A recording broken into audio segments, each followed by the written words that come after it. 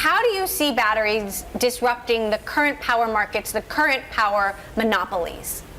Well, I think batteries have come about in the last few years as really an alternate to some of the power plants that we would have otherwise built. Often we're building power plants for the reliability of the grid, and today we have the opportunity to put a battery system in places for that same reliability, flexibility that Logan was talking about a few minutes ago.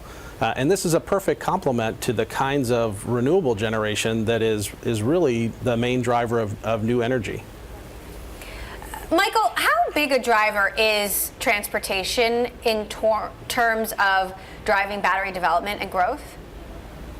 So I'd say certainly EVs, electrification of transportation, is the largest driver of batteries today. I think China over the next every year is consuming about 18 gigawatt hours of batteries just for buses.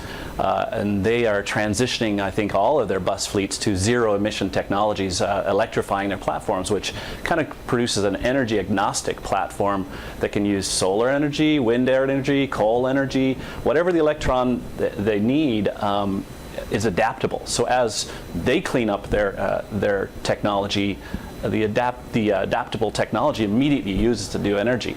So China's driving that with electrification, and China today, I think, is produced in first quarter more over the time of production, more EVs than all of the nations put together. So they're driving these chemistries, scale, manufacturing components, spend, leverage, all through their electrified vehicles, their vehicle technology. John, who are the biggest losers in the onslaught of batteries?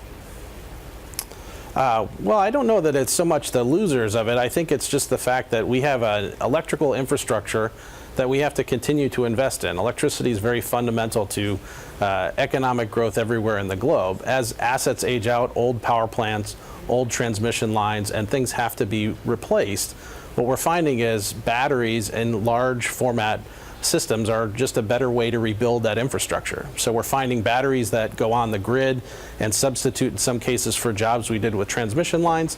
In other cases, they substitute for jobs we did with power generators.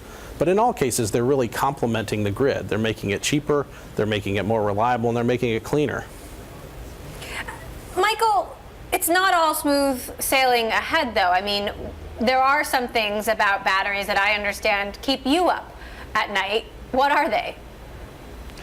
Well, certainly if you select the wrong chemistry, there are certain chemistries that are very high energy density, but also susceptible to thermal runaway. And certainly it keeps me up at night. If the industry doesn't select the correct chemistry, we could have landfill nightmares in the future when we're trying to recycle these batteries. That keeps me up at night. The other thing that I think really worries me is almost this tyranny of the embedded base.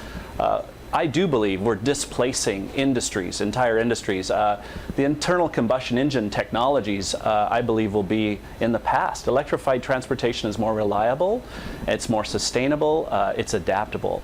And so we will see a lot of disruption as electrified vehicles gain more market share. Logan, that sounds a little scary. Scary or exciting, depending which perspective you're coming from. How would you characterize the way Tesla fits in here and what Elon Musk is trying to do? How revolutionary is it? Or not? I think if we look at Tesla as a battery manufacturer, sort of here in the United States, it currently has around 18, 19 gigawatt hours of commissioned capacity at the Gigafactory. Now, that puts it sort of on par with any battery manufacturer in the world at the moment, and it has plans to increase that over the next few years to 105 gigawatt hours a year of production capacity, once again, here in the US. So that scale is almost unparalleled, but it's part of a general rush from leading manufacturers, whether they're from China, Korea, Japan, or the US, to sort of cement their positions here. So Tesla is at the forefront, but it's not alone.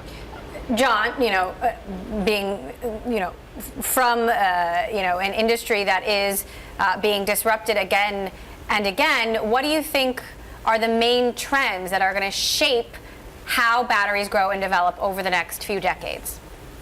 Well, we've been in this for a little while. So we started our efforts in battery energy storage on the grid about 10 years ago, and most recently just formed this joint venture of Fluence with Siemens and AES to take this really farther into the next level.